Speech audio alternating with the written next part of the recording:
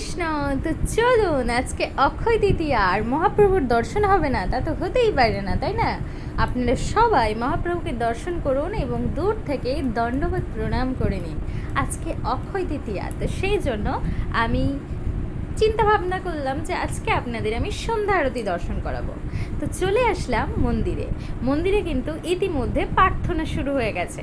প্রার্থনা শুরু হওয়ার পর আমাদের শুরু হবে সন্ধ্যা আরতি।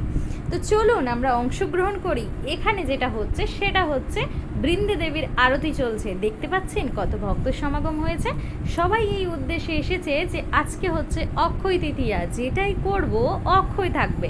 তো সেই জন্য ধর্মীয় স্থানগুলোতে কিন্তু ভিড় হচ্ছে। আসলে সবাই কিন্তু এটা অবগত রয়েছেন যে ধর্মীয় স্থানে যদি আমরা এই দিনে উপস্থিত থাকতে পারি তাহলে আমাদের সমস্ত দিনগুলো ভালো কাটবে। তো সেই ইচ্ছে অনুযায়ী কিন্তু এত ভক্ত সমাগম ঘটেছে। তো চলুন আপনারা দর্শন করুন এবং অবশ্যই কিন্তু কমেন্ট করতে ভুলবেন না। অবশ্যই রাধে রাধে কিংবা জয় নিতাই অবশ্যই কমেন্ট করে যাবেন। হরে কৃষ্ণা।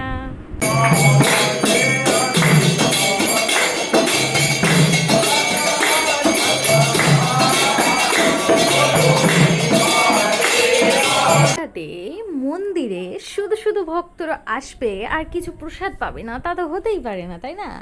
তো আমাদের মন্দিরে যেটা আছে সেটা হচ্ছে রাধে রাধে ফুচকা রয়েছে, সিঙ্গারা রয়েছে, চপ রয়েছে আজকের জন্য, স্পেশালি অক্ষয় তৃতীয়ার জন্য।